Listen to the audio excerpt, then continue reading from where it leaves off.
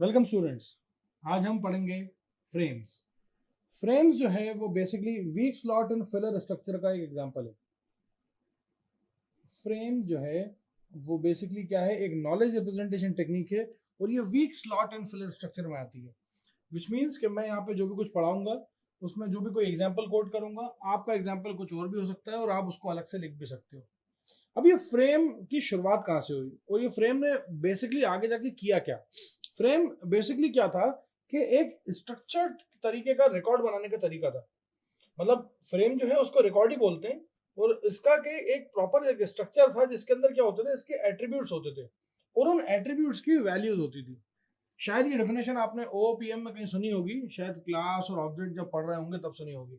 Actual में शुरुआत में फ्रेम ही बने थे, उसके बाद फिर लेटर ऑन स्टेजेस में वो ऑब्जेक्ट और क्लासेस जो आप पढ़ रहे हो आज की डेट में ओओपीएम में और जिसने इतनी प्रोग्रामिंग स्किल्स को हमारे आगे बढ़ा दिया, तो फ्रेम से ही शुरुआत हुई थी उसकी। उसकी जो सोच थी उसके पीछे फ्रेम्स ही थे। तो बेसिकली फ्रेम जो था वो एक रिकॉर्ड टाइप का स्ट्रक्चर था, एक स्ट्रक्चर ऐसा जिसमें आपको क्या एट्रीब्यूट्स मिलते थे, एट्रीब्यूट्स की वैल्यूज होती थी और आप उस वैल्यूज से डिस्क्राइब करते थे किसी भी एंटिटी को, किसी भी रियल टाइम एंटिटी को, किसी भी रियल वर्ल्ड की एंटिटी को आप इसमें डिस्क्राइब कर दिया करते थे। अब यहाँ पे जो एआई का डेटा स्ट्रक्चर है ना, जो फ्रेम है वो बेसिकली एआई का डेटा स्ट्रक्चर है जिसके अंदर क्या है कि नॉलेज और सब स्ट्रक्चर को डिफाइन किया जाता है अलग अलग टाइप से। वो भी कब? जब आपकी स्टीरियोटाइप सिचुएशंस आती हैं। स्टीरियोटाइप सिचुएशंस जो होती हैं उनको, उनके अंदर जो डेटा स्ट्रक्चर बनाया जाता है जिसके अंदर नॉलेज को अलग रखा जाए और सब स्ट्रक्चर्स को अलग रखा जाए, वो काम जो है वो फ्रेम करता है। अब फ्रेम के अंदर होता क्या क्या है? फ्रेम के अंदर सबसे जरूरी, सबसे अहम चीज जो है वो है बेसिकली स्लॉट और उसकी स्लॉट की वैल्यू। स्लॉट वैल्यू होती और भी चीजें, मैं धीरे धीरे करके बताऊंगा। स्लॉट और स्लॉट की वैल्यू बेशक आपको अभी बिल्कुल समझ में नहीं आ रहा होगा, लेकिन जैसे ही अगले वीडियो में आप एग्जांपल देखेंगे तो बड़ा अच्छे से इसको विस्तार से मैं समझा दूंगा। स्लॉट और स्लॉट की वैल्यू। स्लॉट के अंदर क्या है कि कई सारे स्लॉट जो है, स्लॉट मतलब किसी भी तरह का हो सकता है, स्लॉट की अलग अलग टाइप भी हो सकते हैं, स्लॉट की अलग अलग साइजेस भी हो सकते हैं। तो स्लॉट के बारे में तो कोई बात ही नहीं हो रही, ठीक है ना। अच्छा, ये स्लॉट का एक नेम होता है, उसको कहते हैं स्लॉट नेम। इसका मतलब स्लॉट के पास दो चार चीजें हैं। स्लॉट के पास उसका टाइप है, स्लॉट के पास उसका साइज है, स्लॉट के पास उसकी वैल्यू है, स्लॉट के पास उसका नेम है। स्लॉट के पास उसका नेम भी है। और बेसिकली स्लॉट नेम और एंड स्लॉट वैल्यू जो है, ये बेसिकली इन दोनों चीजों को कहते हैं फैसेट्स। FACETS, facets. ये मतलब एक टर्म आप दे दिया इसका कि स्लॉट वैल्यू और स्लॉट नेम को जब भी आप बोलेंगे तो वो फैसेट्स होंगे उसके। खैर, अब फैसेट्स की बात करते हैं। अब फैसेट्स जो है बेसिकली क्या है कि बहुत सारे एस्पेक्ट होते हैं किसी भी स्लॉट के। उनको जैसे जितने भी एस्पेक्ट होंगे वो सारे एस्पेक्ट क्या कहलाएंगे? फैसेट्स कहलाएंगे। अब फैसेट्स के अंदर क्या है कि फीचर है ये एक फ्रेम का जिस जो इनेबल करता है क्या, कंस्ट्रेंट्स को उसके अंदर डालने के लिए। मतलब जैसे कि मान लीजिए आपको कोई भी अगर स्लॉट बनाना है तो स्लॉट के अंदर जो आप डेटा डालोगे ना, तो वो जब तक फैसेट्स उसके रेडी नहीं होंगे तब तक आप उसके अंदर नहीं डाल सकते। अब यहाँ पे दो तरह के प्रेडिकेट्स भी आते हैं, एक होता है इफ नीडेड प्रेडिकेट और एक होता है इफ एडेड प्रेडिकेट। दो तरह के प्रेडिकेट आते हैं, एक आता है इफ नीडेड प्रेडिकेट, मतलब कोई भी स्लॉट को अगर कोई वैल्यू चाहिए होगी तो इफ नीडेड प्रेडिकेट। कभी भी किसी स्लॉट को कोई वैल्यू, कोई डेटा की वैल्यू की जरूरत होगी तो इफ नीडेड प्रेडिकेट। और अगर मान लो जो कोई कोई अगर स्लॉट को वैल्यू ऐड करानी होगी तो इफ एडेड प्रेडिकेट। दो तरह के प्रेडिकेट जो हैं वो फ्रेम्स के अंदर पाए जाते हैं। अब और क्या क्या चीजें इसके अंदर आती हैं? फ्रेम के अंदर क्या है कि नंबर ऑफ स्लॉट्स हो सकते हैं और स्लॉट के अंदर बहुत सारे फैसेट्स हो सकते हैं और ये जितने भी फैसेट्स हैं उनके अंदर बहुत सारी नंबर ऑफ वैल्यूज हो सकती हैं। तो कहने का मतलब ये है कि ये जो आप पढ़ रहे हो अभी फिलहाल फ्रेम, ये बेसिकली क्या है? स्लॉट फिल्टर नॉलेज रिप्रेजेंटेशन कहा जाता है इसको। इसको क्या कहा जाता है? Slot filter knowledge representation. Slot filter knowledge representation कहा जाता है इसको। मतलब इसके मैं अलग अलग तरह से नाम इसलिए बता रहा हूँ बिकॉज आपको पता होना चाहिए कि ये किस किस तरह से आया जाता है पेपर में। तो और आपको वैसे भी इसके बारे में अगर थियोरी पोर्शन आया और साथ में कोई न्यूमेरिकल आया, किसी एक एग्जाम्पल को लेकर फ्रेम बनाना होगा, तो आपको कुछ तो लिखना पड़ेगा ना। तो आपको जो लिखना पड़ेगा वो बेसिकली वही होना चाहिए जो आपको समझ में आए और उसके बाद आप उसी एग्जाम्पल को कोड करेंगे तो ज्यादा आसान पड़ेगा।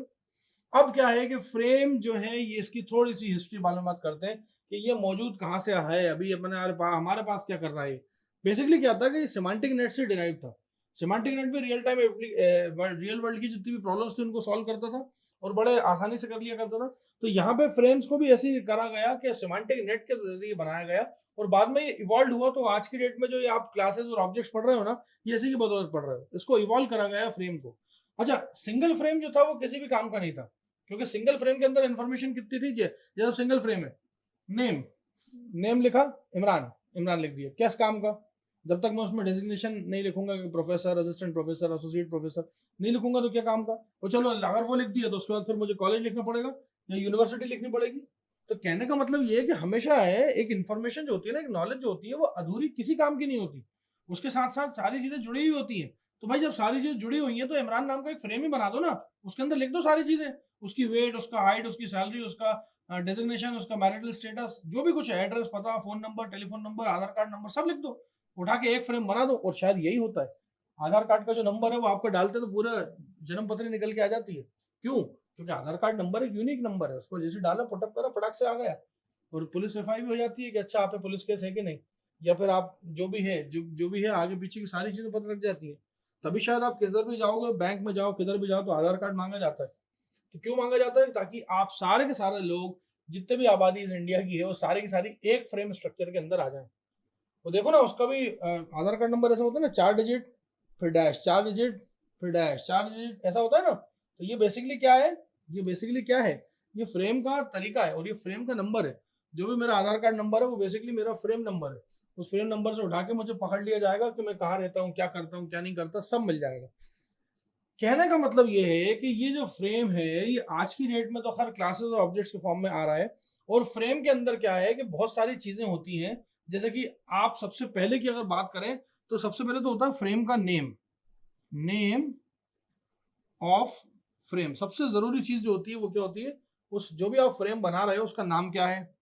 दूसरे नंबर पे आता है कि उसका पेरेंट क्या है। पेरेंट मतलब ये कि कोई प्रॉपर्टी इनहेरिट तो नहीं कर रहा आपका फ्रेम, मतलब ऐसा फ्रेम तो नहीं है कि किसी और फ्रेम से डिराइव होकर आया हो। और ये भी नाम आपने सुना ही होगा।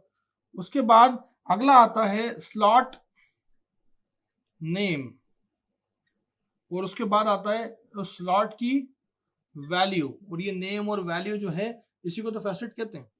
और उसके बाद आते हैं प्रेडिकेट्स। क्या आते हैं? प्रेडिकेट्स। अब उसके अंदर कौन कौन से प्रेडिकेट होंगे? दो तरह के प्रेडिकेट होंगे। दो तरह के प्रेडिकेट होंगे, कौन कौन से? ये वाले जो दो लिखे ना, इफ नीडेड और इफ एडेड। तो दो तरह के प्रेडिकेट्स उसके अंदर आते हैं। तो ये बेसिकली जो 5 चीजें होती है ना, इनसे मिलकर ही फ्रेम बनता है।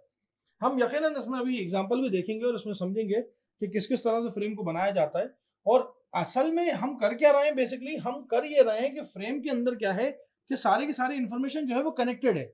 और नॉलेज जो है वो किसी एक ऑब्जेक्ट या किसी एक इवेंट को लेकर के है, और ये स्टोर्ड है सारा का सारा एक साथ में नॉलेज बेस के अंदर। अब फ्रेम की टेक्नोलॉजी को सबसे ज्यादा यूज किया जाता है एप्लीकेशंस के अंदर, और नेचुरल लैंग्वेज और मशीन विजन के अंदर सबसे ज्यादा इस्तेमाल किया जाता है। अब ये क्यों किया जा रहा है? ये इसलिए किया जा रहा है क्योंकि यहाँ पे क्या है कि मशीन विजन या नेचुरल लैंग्वेज प्रोसेसिंग के अंदर एक कोई स्टेटमेंट होता है, उसके अक्रॉस वो बेसिकली एक स्टेटमेंट होता है ना, S1। अगर कोई स्टेटमेंट है S1 तो वो एक्चुअल में 10 स्टेटमेंट से कनेक्टेड होता है। मतलब आपने अगर एक S1 को कॉल कराया तो ऑटोमेटिकली S1 के बाद S2, S3, S4, S5 up to S11 तक सारा डेटा उठ के आ जाता है। और ऐसा होता ही है। मान लीजिए कि अगर आपकी बात करें, आप दिन भर में कैसे कितनी बार ऐसा होता होगा कि आपको बहुत सारी इंफॉर्मेशन अधूरी दी जाती होगी और सिर्फ एक बार बोल दिया जाता है और वो काम कर लेते हो। जैसे कि मैं आपसे बोलूं कि बुक्स निकालिए फॉर एग्जांपल, तो आप कौन सी बुक निकालोगे?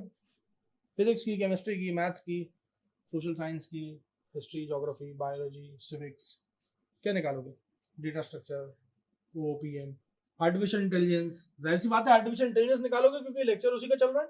तो होता क्या है कि एक स्टेटमेंट जब दिया जाता है ना, तो आप ये सारे सवाल जो है ना ये करते नहीं हो, सीधे सीधे बुक को निकालने की कोशिश करो। और होता है स्कूल्स में, आप कॉलेजेस में देखें कि जो भी टीचर आपके आते हैं, कॉलेजेस में तो नहीं, क्योंकि कॉलेज में तो बच्चे एक ही किताब लेके जाते हैं और उसी में पूरी इंजीनियरिंग कर देते हैं। लेकिन बहुत अच्छी जगह पे आप देखेंगे कि बच्चे अगर बुक से पढ़ने वाले हैं तो वो टीचर को देखते साथ ही समझ जाते हैं कि ये टीचर हमारे किस सब्जेक्ट के हैं, क्या पढ़ाने वाले हैं, और उसी हिसाब से उसी को कंटेंट निकाल के तैयार खड़े रहते हैं और इंतजार करते हैं कि उनके मुंह से जो भी स्टेटमेंट निकलेगा उसको हम लिखेंगे या नोट डाउन करेंगे, या बुक के अंदर वो जो डायग्राम हमें समझाना चाह रहे हैं उसको एक अच्छे से व्यू करके देखेंगे। तो कहने का मतलब ये है कि फ्रेम के साथ वही है कि फ्रेम जो है उसका जितना का पूरा डेटा है वो नेचुरल लैंग्वेज के अंदर इस्तेमाल होता है। जब जब टीचर एंटर होता है और बोलता है निकालिए आप अपनी अपनी पुस्तकें, निकालिए आप अपनी अपनी बुक्स, तो आप समझ जाते हो ऑटोमेटिकली कि हमें कौन सा फ्रेम को निकालना है और कौन सी नॉलेज बेस से उस फ्रेम को निकालना है जिससे हम क्या करें, उस बुक को खोल के सामने पढ़ पाए। तो ये था एक फ्रेम का छोटा सा नमूना। अभी हम आगे देखेंगे इसके अंदर के क्या क्या एग्जाम्पल्स हैं और एग्जाम्पल्स के दम पे हम ये पांचों पॉइंट समझने की कोशिश करेंगे कि ये पांचों पॉइंट बनते कैसे हैं। Thank you so much.